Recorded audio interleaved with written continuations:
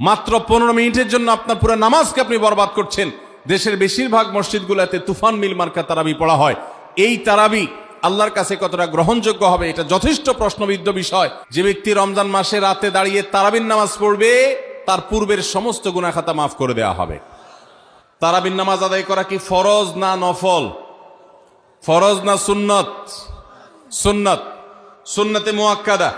নবী করিম সাল্লাল্লাহু আলাইহি সাল্লাম বলেছেন, মান কামা রমাদান ঈমানান ওয়া ইহতিসাবা গুফিরা লাহু মা তাকাদ্দামা মিন যামবি। যে ব্যক্তি রমজান মাসে রাতে দাঁড়িয়ে তারাবির নামাজ পড়বে তার পূর্বের সমস্ত গুনাহ খাতা মাফ করে দেওয়া হবে।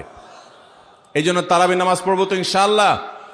তারাবির নামাজ 4G গতিতে হবে না 5G গতিতে? কি বলেন, 4G না 5G?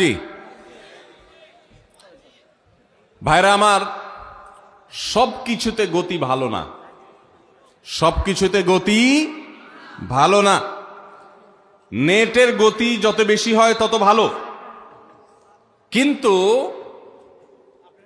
নামাজের গতি, ইবাদত, সিজদার গতি, তারাবির গতি যত কম হয়, যত ধীরে ধীরে হয়, যত শান্তশিষ্টভাবে হয়, তত আল্লাহর কাছে বেশি মর্যাদাবান হয়।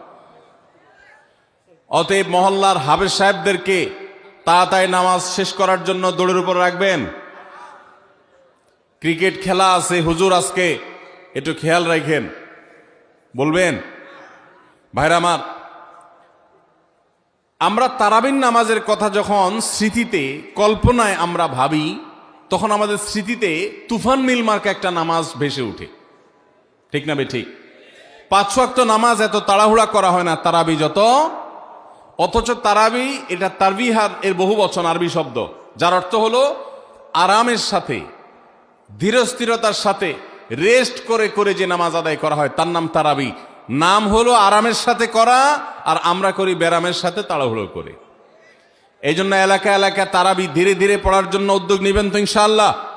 ইমাম সাহেবদেরকে, হাফেজ সাহেবদেরকে উদ্বুদ্ধ করবেন, ভাই হুলস্থুল করবেন না, কি পড়েন কিচ্ছু বুঝি না, এমন টান দেন শেষে যায় শুধু ইয়ালামুন তালামুন, আর এটা শুনে মনে করেন যে এখন স্টপ হয়েছে, এখন রুকুতে যাইতে হবে।